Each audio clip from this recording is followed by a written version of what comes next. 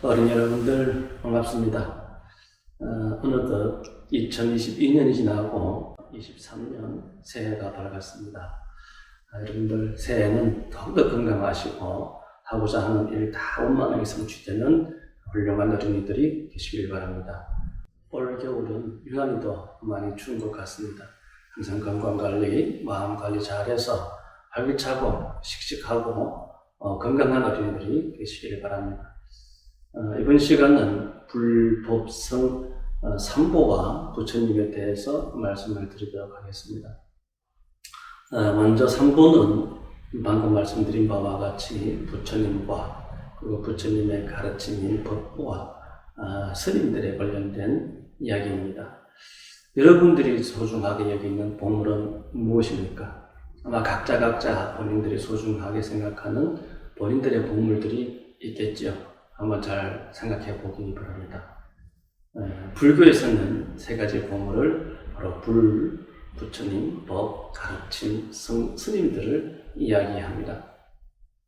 먼저 부처님을 살펴보면 우리가 흔히 알고 있는 석가모니 부처님만을 생각할 수가 있겠습니다만은 부처님이라고 하는 존재는 석가모니 부처님뿐만 아니라 아미타 부처님, 그리고 약사결의 부처님 등 많은 부처님도 계시고 또 부처님과 다를 바 없는 제장보살님, 관세음보살님, 문수보살님, 보현보살님, 대세지보살님 등 또 많은 보살님들이 계십니다. 아마도 부처님을 아버지라고 생각한다면 보살님은 어머니에 해당된다라고 이렇게 보셔도 무방할 것 같습니다.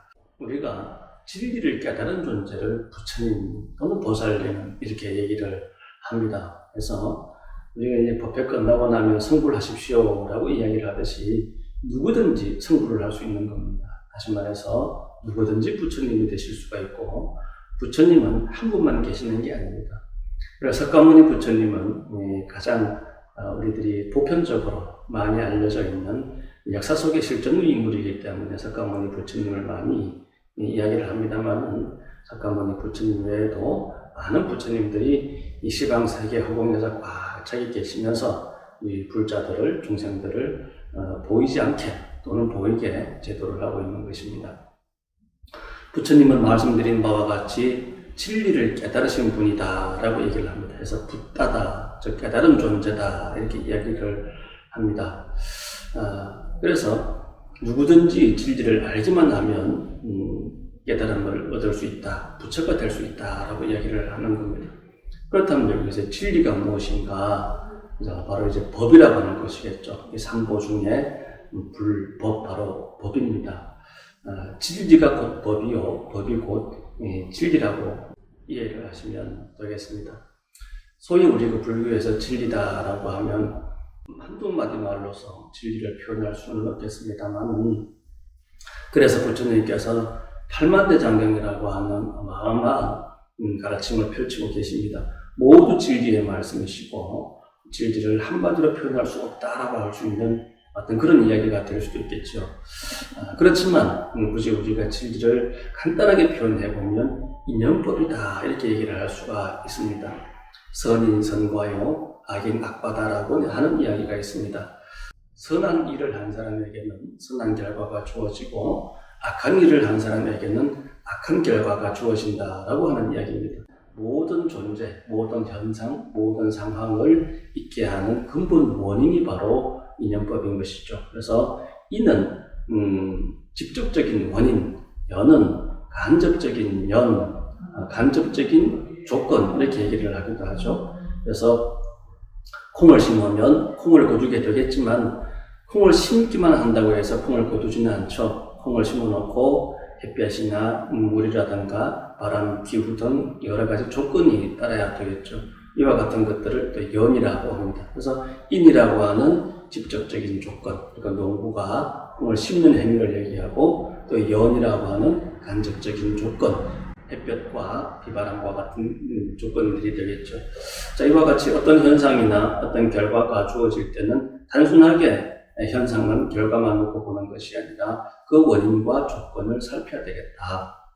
아픈 데는 아픈 이유가 있고 즐거운 데는 즐거운 이유가 있다라고 하는 겁니다. 그래서 결과에만 치우치지 말고 그 원인을 여러분들이 곰곰이 생각한다면 결과는 자연스럽게 이해가 될 수가 있는 것입니다.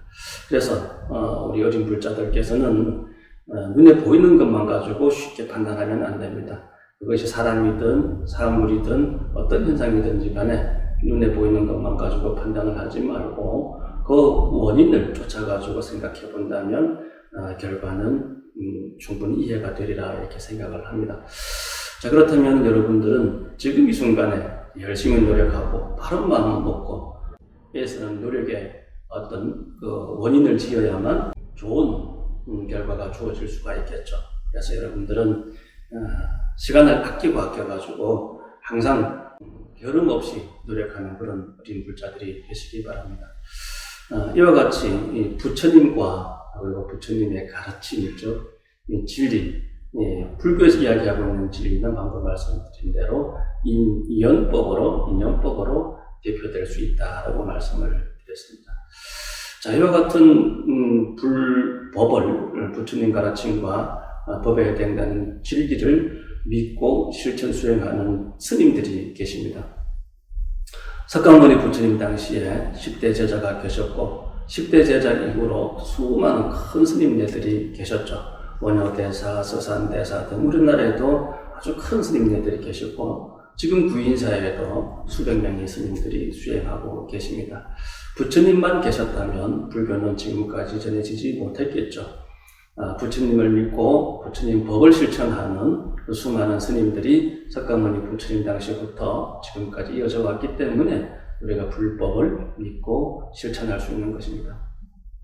자, 그래서 불교는 무엇을 믿느냐라고 하면 예를 들어서 우리가 기독교 같은 경우는 예수님을 믿는다 이렇게 얘기할 수 있겠죠.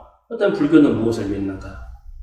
바로 부처님을 믿고 부처님의 가르침, 법을 믿고 그리고 이 불법을 믿고 실천하는 스님들을 믿는 이것이 바로 불자들이 믿는 삼귀의가 되겠습니다. 그래서 불법, 성, 이 삼보를 믿고 또 이 삼보의 가르침대로 실천하는 사람들을 우리가 불자라고 이야기를 하죠. 이렇게 오늘은 불법, 성, 삼보에 대해서 알아보았습니다. 말씀드린 바와 같이 부처님이라고 하는 존재는 또는 보살님이라고 하는 존재는 한두 분만 계시는 것이 아니라 수많은 모습으로 부처님의 형상은 우리가 법당에 계신 부처님만 생각하기 쉽습니다만은 부처님은 수많은 모습, 다양한 모습으로 우리 주변에 항상 계십니다. 그렇기 때문에 여러분들이 열심히 불법성 삼보님을 믿고 또 그 가르침대로 실천한다면 여러분들도 언젠가는 부처님이 될 수가 있고 또는 훌륭한 사람들이 될 수가 있는 것입니다. 그리들 가시고 불법성 삼보님들을 잘 믿고 부처님 가르침을 잘 실천하는 착하고 훌륭한 어린이들이 되시기 바랍니다. 감사합니다.